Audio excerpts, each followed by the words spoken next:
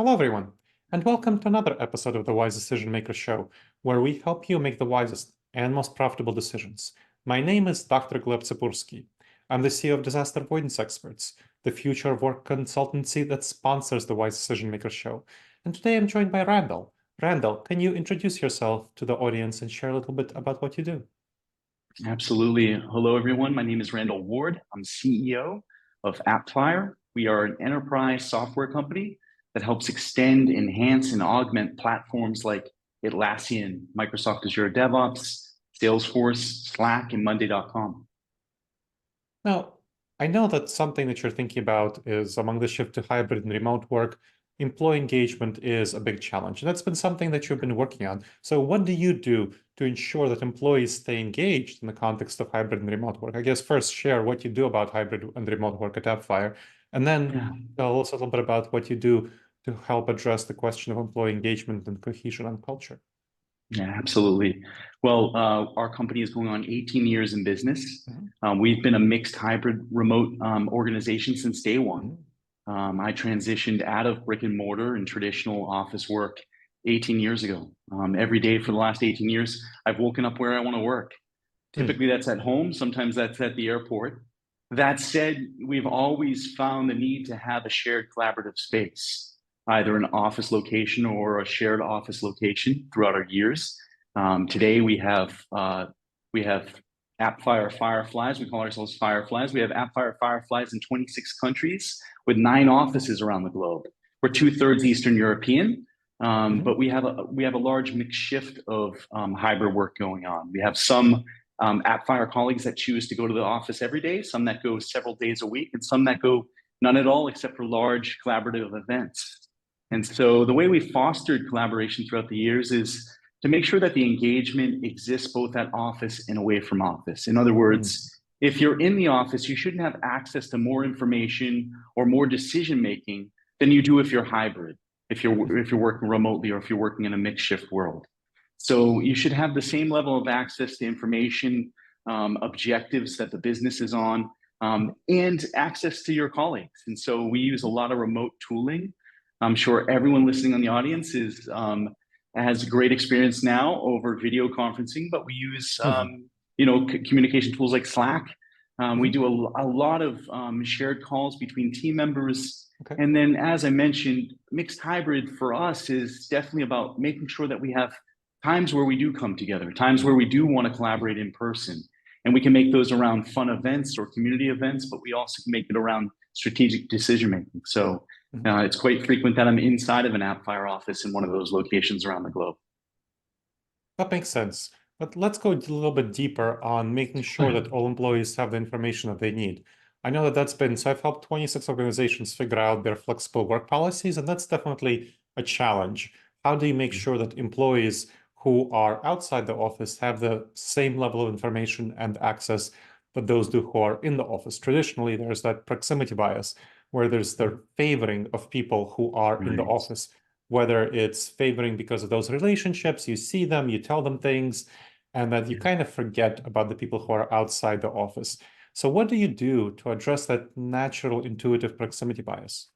Yeah, it exists. You're so right. It does exist. It helps, of course, that the CEO and founder of the business works remotely on a regular basis.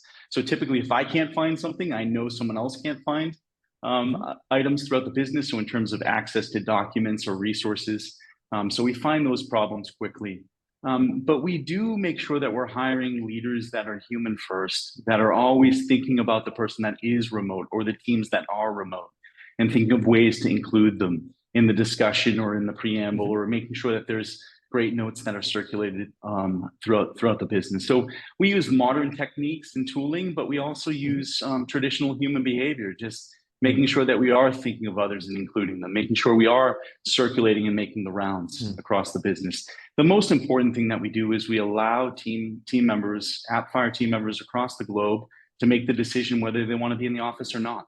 We don't force it. And just by doing that proxy, there's an expectation across the globe that not everyone is in the room that could be helping make this decision or arrive at it. So I think we've cultured and nurtured that quite a bit. And I don't think we get it right all the time, but we're always looking to get it right. Now, let's talk a little bit about what specific techniques you do to do that. So I think those are nice principles, and that's something Yeah. I try to talk about with my clients. But there are a number of techniques, and I have a number of techniques I use, but I'm curious about what techniques, specific techniques, tactics do you use to achieve those outcomes? Yeah. Well, one thing we do is we have a dedicated team that works on internal corporate communication. So they're making sure that there's synergies and linkages between teams that are performing activities. So if I happen to be in our Poland office visiting and attending a location and we're making a strategic decision, there is someone from a communications team that's there and making sure that that information is being broadcast across. So in some cases, it's just making sure that the information does make it back out of the room. And that can happen in note taking, but it's really good if we have communication teams there. We do a lot of gamification. We make sure that we have lots of fun events when we are bringing people together, and that those fun events extend to people who are remote. So quite often we'll have, most recently we've invited DJs to join video conferences, so they kick off the initial call. It just helps people sort of get engaged where there's groups of people in a room over a video conference, and then there's individuals at home. We are always trying to make sure that we have access to the latest tools and technology. So if we're on a Zoom call like we are, you and I right now, that we have AI technologies involved to make sure that there's information distributed and good access. So we combine modern with human techniques, and I think that makes it all work. Excellent. Now, given the kind of company you are and the kind of things that you do, you're probably very well aware of the kind of project management tools that would be most facilitate remote work and collaboration. I'm curious what you use internally, because you are so familiar and aware of all the technology. What's your own internal technology stack to collaborate effectively for remote folks, in-office folks, hybrid folks? What do you do about that? Yeah, great question. We're an enterprise in size. We have over 800 Fireflies globally. So you might think, because of our expertise in Atlassian, we only use Jira as a project management and tracking software, but we happen to use Microsoft Teams. We use Monday, we use Trello, we use ClickUp, we use Asana. We have teams that use spreadsheets. So one thing we've discovered over the years of working with enterprise teams around collaboration, in even small teams, is that the teams prefer to choose the tools they use to collaborate. And so we don't force mandate one set of tools or one set of structured tools to manage projects. We allow teams to sort of self-organize around those tools. We make sure that there's linkage between them, right? That's really important, that they're well integrated. And I think that's our only hard, fast requirement, is that they're well integrated and people have access to them. And so, yeah, you can find a number of product management tools, different teams relying on them for different purposes. And that's very common as we broadcast out to our customers. When we survey our top customers, many of them are using, many enterprise companies are using anywhere between 100 to 150 platforms to collaborate around. And so, yeah, it's no different with Appfire. Now, what kind of advice do you give to your clients on how to collaborate effectively if those clients have hybrid and remote settings? You have some internal expertise on that. What do you do to help them do so better, collaborate more effectively? Yeah, well, our products by nature help teams make workflow, right? That's our mission, is to help teams, equip and connect teams to help them make workflow throughout their day. So we have a variety of developer tools, administrative tools for these platforms. We have publishing tools and Agile and ITSM products, IT service management products. And so just the very, very nature of our work, we spend a lot of time writing about how those products work and extend workflow within businesses. So the types of advice and guidance we're giving are pretty practical and across a wide array of customers. We're fortunate to have 26,000 customers worldwide, over 220,000 installations of our software. So we get a large, broad depth and breadth of how teams are collaborating now and into the future. We work with not just enterprise, we work with 2-person teams and 200,000 person teams. And so, again, it's a wide range of advice and techniques, product by product. Excellent. Now, turning to another issue besides collaboration, I'm curious about the issue of well-being and work-life balance. So folks who are working remotely often tend to work longer hours than those who are in the office. What do you do about that issue? You've have experience with this for over 18 years, and I know that when I started my own company and I started it working fully remotely, it's definitely easy to overwork for me, for my staff. I'm curious, and of course, I have a much smaller company than you do. So I'm curious what you do to help address the suit of issues. Yeah, super question. Again, not perfect. We're always trying to dial this and make this more balanced, make the environment more balanced. I think the first thing is, as I mentioned at earlier in the conversation, we hire leaders that are human first. There's a constant interest in knowledge from our managers and our senior leaders across the business in employee not only engagement, but in that balance, making sure that the team's not overloaded, making sure that there's good clarity around priorities of tasks, and making sure that there is good separation. So we do have products and tools that we use to communicate with people around the globe at various hours. We make it very clear that we're not expecting instantaneous responses, right? We can work in asynchronous fashion.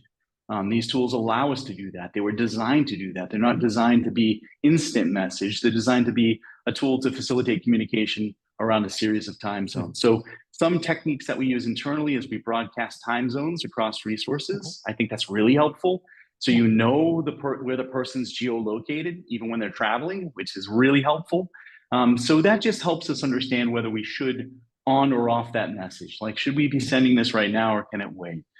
We deploy tools inside of our Slack environment that allow us to do calendaring and scheduling. So it honors your calendar schedule. It shows people when you're in meetings, when you're traveling, when you're out of office. I think those things are just basic hygiene that should be in place that help create a border and barrier.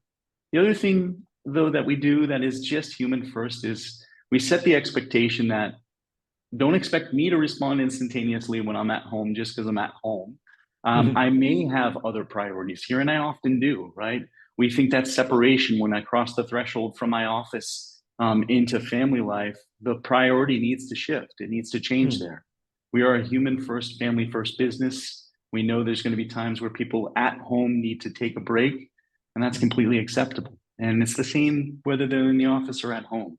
So there's just practical hands-on things. Over the years, some of the techniques that I've personally deployed, one is study your hobbies, the things that you really have interest in that you've been doing for a long period of your career on a regular basis. The example that I use for me is, every night at home when I'm not traveling, I like to play guitar for my children.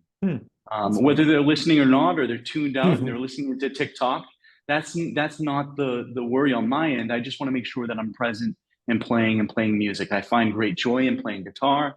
I find great joy in playing and singing with them. And so my canary in the coal mine, my litmus test on whether or not I am adding that separation is, if I find for some reason that I'm not doing that, engaging in that on a regular basis, likely something's interrupting that pattern. And what I found over the years, the typical thing that's interrupting that pattern is I'm overextending my work schedule.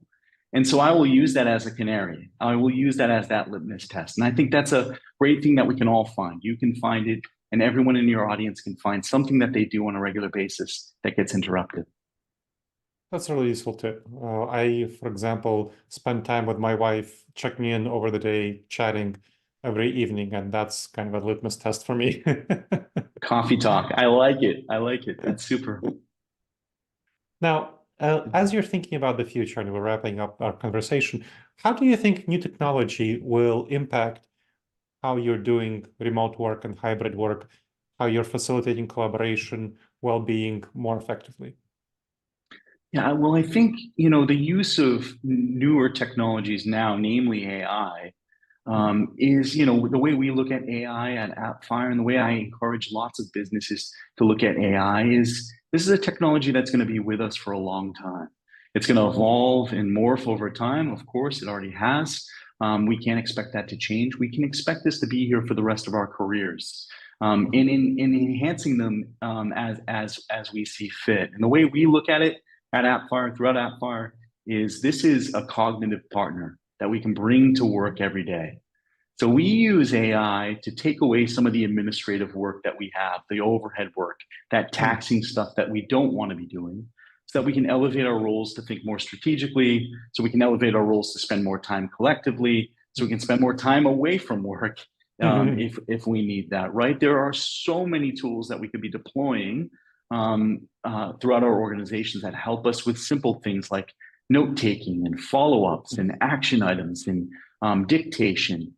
And these will continue to evolve, and we need to keep our eye on that, right? So I think that all blends into this hybrid work experience that we're creating, right? That we're starting to blend into our day-to-day work patterns and our day-to-day life patterns. And so I'm encouraged by it. I'm encouraged by what I see. I'm encouraged by the speed and pace at which it's accelerating and the access to the variant tooling that we see. And I think the world ahead is a better world and a better place than where we've left it.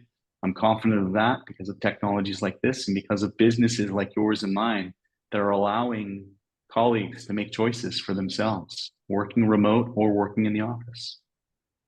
Excellent. Thank you so much for sharing your expertise, Randall. This was great. Thanks for having me. I feel lucky. Thank you so much. And thank you to the audience for checking out another episode of the Wise Decision Maker Show. Please make sure to subscribe wherever you checked out the show and leave a review. It helps others discover the show, and it helps us improve the show.